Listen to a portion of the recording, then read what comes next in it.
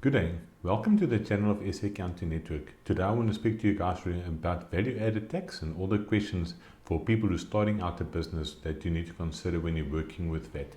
So I think the first thing is, what is value-added tax? Value-added tax is basically a tax that you have to charge when you reach certain requirements that you need to add on top of the price that you're actually charging for goods or services. Let me go to my whiteboard and then I'll explain quickly how it works. So this is very basic. So if you look at VAT, and let's say for instance you are charging somebody R1,000 for a certain product, and you register for VAT, then what the receiver of revenue says that you need to charge 15%, which at the moment is, then work out to R150, which then means, let me just get back to my whiteboard, which means that the total price that you're going to be charging your client is going to be 1150. But what's important with value-added tax is that you need to remember that R150 that is that you're charging on top of the R1,000 actually doesn't belong to you. So that is, I think, where it becomes tricky and where a lot of people make mistakes with VAT. So that R150 is actually the receiver of revenue's money.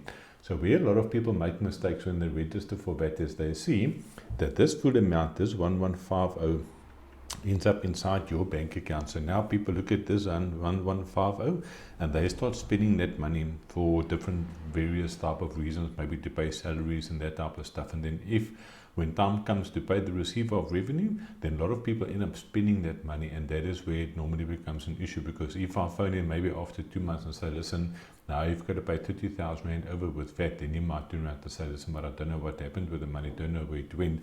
So it's really important that mentally you must make a note, or just remember that 150 Rand that we've got in there, you must remember that that money doesn't belong to you. So if a client pays in the 1150, then in theory the best thing that I can tell people to do is take that 150 Rand and put that money into a separate account, because like I said just now, the money doesn't belong to you. So now if I do phone you and say that you've got to pay the 150 Rand over to SARS, then it means that you've put that money aside.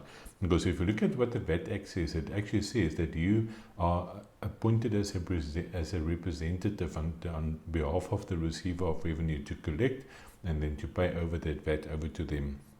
So it's really important that you guys must make allowances, or remember that the 150 Rand doesn't belong to you. So if you are in a type of business where you're buying and selling goods and services, then there's something that you are allowed to do. So let's say for instance you are buying and selling a certain product and you pay for that product 500 Rand.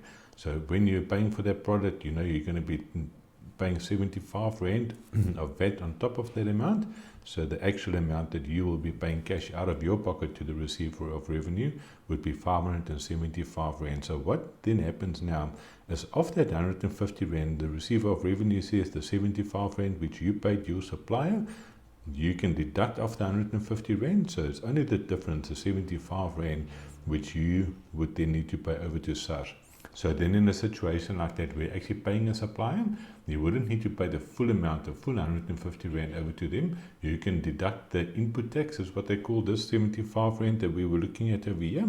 So that 75 Rand is what they call the input tax, which you can deduct off this 150 Rand, and that 150 Rand is then known as the output tax. So the difference between the two, the 75 Rand over there, is the amount that you would need to pay over to the receiver of revenue. So that is in a nutshell how value-added tax works, because a lot of people have a lot of misconceptions about how that works, but I think that's in a nutshell how that happens. So let me quickly get back to my computer, and then I just want to stop the share over here. And then the next thing that we're going to be talking about is when do you need to register for VAT. So if you look at the VAT requirements for registrations, you have to register. It's compulsory to register for VAT as soon as your turnover reaches 1 million Rand for the previous 12 months before that period. So if you start trading and you're doing a turnover of 200,000 Rand per month, then obviously in month 6 you would have to register for VAT, because that is when your turnover would reach that million Rand. We always advise our clients, as soon as you see that your turnover reaches about 85,000 Rand per month, then you need to start. It's almost like a warning signal that should go off, that just to say that you must consider where there's not time to register for VAT. So 85,000 Rand is the magic figure. You are allowed to register for VAT if your turnover is below that, but then that type of registration, they call that a voluntary registration. So it's not compulsory, because compulsory is if it's above R1 million. So your voluntary registration says if your turnover is below R1 million. So let me quickly show you on the Receiver of Revenues website, so you can actually see what that process looks like or what their requirements are. So you can see on their website over here, they've got a whole thing over there. If you go to search and you just search on the website, it says register and deregister for VAT. It says where they talk about the compulsory registration, it says it's mandatory for business to register if the total of the taxable supplies made in any consecutive 12 months period exceeded or is likely to exceed R1 million. So that is, like I said, the compulsory one. So if you reach that R1 million mark, you have to register for VAT. And then they say the business must register for VAT on e-filing. We'll talk about that just now. Or otherwise a VAT 101 application form, which you can complete as well. And then you submit it to the SARS branch. And then they say you must register within 21 days or days from the date of exceeding R1 million. But what I want to talk about before that is voluntary registration. So they say business may also choose to register voluntary for VAT if the supplies made is less than R1 million, but is exceeding 50,000 Rand in the past period of 12 months. So as soon as you've made turnover of between 50,000 Rand and R1 million, then you can register for VAT. But there's something new that they brought out now as well, where they said that even if your turnover is below 50,000 Rand, then you can register as well. So here they give us a little the guidance on the website itself. So further, in terms of the VAT registration regulations, a person carrying on enterprise which has not made 50,000 Rand in taxable supplies in the past 12 months is also allowed to register for VAT. In order to register, a person must be able to satisfy such that one or more of the following circumstances apply at the date of application of registration. So what's interesting is that these bullet points that we're going to walk through now, you'll find the exact same bullet points on the actual application form to the Receiver of Revenue. So that VAT 101 form that we were talking about, or even the form that you complete on e-filing, has got exactly the same questions. And this is what we always refer to when we look at those questions to see which ones we have to answer. So the same in the case of a person who has made taxable supplies for more than 2 months, but not exceeding 11 months. So that would then mean that that is a new business. So you can't use these regulations if it's a business which is older than a year. Then you have to be above 50,000 Rand before you can register. They say such a person must provide that the average taxable supplies in the preceding 12 months prior to the date of application exceeded 4,200 Rand per month. You see, so there they talk about 2 months. You have to prove that is more than 4,200 Rand. Now the second option, in the case of a person who has made taxable supplies for only 1 month preceding the date of the application, such a person must prove that the value of the supplies for that month exceeded 4,200 Rand. So I don't understand exactly what the difference is between the two, but they say the first one between 2 months and 11 months, 4,200 Rand for 2 months. And the next bullet point, they only say that 4,200 Rand for 1 month. You can see up, yes, they say in the case of a person who has made taxable supplies, such a person must have a written contract in terms of which the person is required to make taxable supplies exceeding 50,000 Rand in the 12 months following the date of registration. So if you can give the Receiver of Revenue a contract, a signed contract where you say that you've got to supply certain services or certain goods for the following 12 months and that value of that contract says is more than 50,000 Rand, then according to their website you can register for that. And then they say in any other case a person has entered into a finance agreement with a bank, a specified service provider, designated entity, public authority, non-SA resident, or any other person who continuously or regularly provides finance, where the finance is provided to fund the expenditure or to be incurred in the furtherance of an enterprise, and the total repayments in the 12 months following the date of registration will exceed 50,000 Rand. Or in the other case, the proof of expenditure incurred or to be incurred in connection with the furtherance of enterprise and a written agreement for the purchase of capital goods acquired. So that's really important. So if you've got proof that you paid for capital goods for more than 50,000 rand, then you can also register for that. So you must remember that those capital goods isn't your normal type of operating expenses. It's got to be stuff like shop fitting, maybe buying of equipment if you need to buy a vehicle or something like that that you're going to be using for business. That is also when you can then register for that. So that is, and then the difference between a compulsory registration, remember just to summarize again, so that is as soon as the turnover exceeds 1 million rand, you must register for that. You can see a voluntary registration is if your turnover is below 1 million rand, but then they've got those two different categories as well. So if it's between 50,000 rand and 1 million rand, you fall into one category. But if it's below 50,000 rand, then you can see you've got some other options available to you there. Yeah, so I think that is the two different types of registrations. We did talk about when to register for VAT, compulsory versus voluntary registrations. Zero rated and exempt VAT suppliers. So what happens is if you register for VAT, and let's say for instance you export products to an export country, then they've got a long list of requirements. You need to go check out the Receiver of Revenue's website as well. But in theory, you can actually then charge VAT at a zero rate. So the impact that has is that you, for all the stuff that you're selling to your clients, you charge VAT, but at a rate of zero. And remember just now when we looked at that other calculation, that's 75 Rand on the cost of the goods that you were buying to sell on, then that 75 Rand, you can still deduct the 75 Rand off the zero. So which means that the Receiver of Revenue would actually pay the 75 Rand back to you because you are still charging VAT, but you were just charging VAT at a rate of 0%. So if you go to the Receiver of Revenue's website and you look around on other websites as well, there's a lot of material out there of when exactly you can zero rate, when not to zero rate. There's always a safe thing to double check with your accountant as well, just to make sure that you are actually allowed to zero rate your transactions, because if they catch you out, then they're going to make you pay that VAT even though you didn't charge for it, and they might even give you penalties and interest on top of that amount. The next one is exempt suppliers.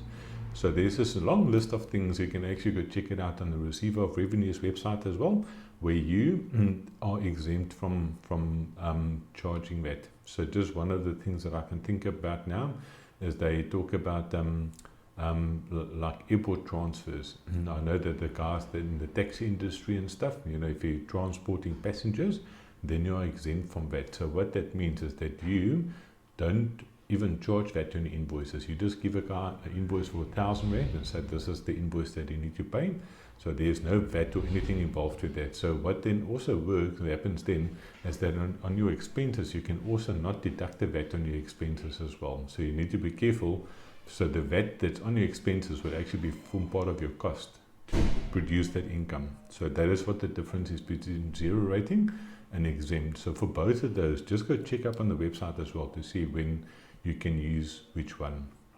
Then I think the next thing we need to touch on quickly as well is the different VAT periods. So according to the Receiver of Revenue, they basically have 4 different VAT periods that is generally used. So they've got different categories is what they call it, the category A, category B, which will mean that you charge VAT or you fall into certain VAT periods. So let's say for instance they will put January and February together, and then the VAT that you charge for those 2 months, for January and February, you would need to pay that VAT over by the end of March. So, and let's say for instance you're in the next category where they put February and March together, then it means that VAT you will have to pay over by the end of April. So they always batch you up into 2-month periods, and that the VAT is always due at the end of the following month. So they actually give you like 30 days to get all your books in order, make sure that you've got all your supply invoices captured onto your system, and you've got all the invoices sorted out and all this stuff as well, so you can do accurate calculations. And I think especially if you register for that, that is a really, really good time to invest in a proper bookkeeping system as well, because if you haven't got proper records, then the Receiver of Revenue is going to you're going to get into big trouble with the Receiver of Revenue if you haven't got proper records if you registered for that. And I think the other 2 categories which you don't really see often, or sometimes you see it often, is if your turnover exceeds, I think, 30 million Rand, then they put you into a category where you can actually register for VAT, or we actually do a VAT returns on a monthly basis. And we saw now with the coronavirus pandemic, they actually allowed for people with a turnover below 30 million as well to also register for VAT on a monthly basis. So I think that is really nice for people that are exporting stuff, because it means that the VAT that you're paying, remember that we said just now that you would zero rate your sales, but the VAT that you're paying on the expenses, you can claim that VAT back then on a monthly basis, which is quite a big benefit over there.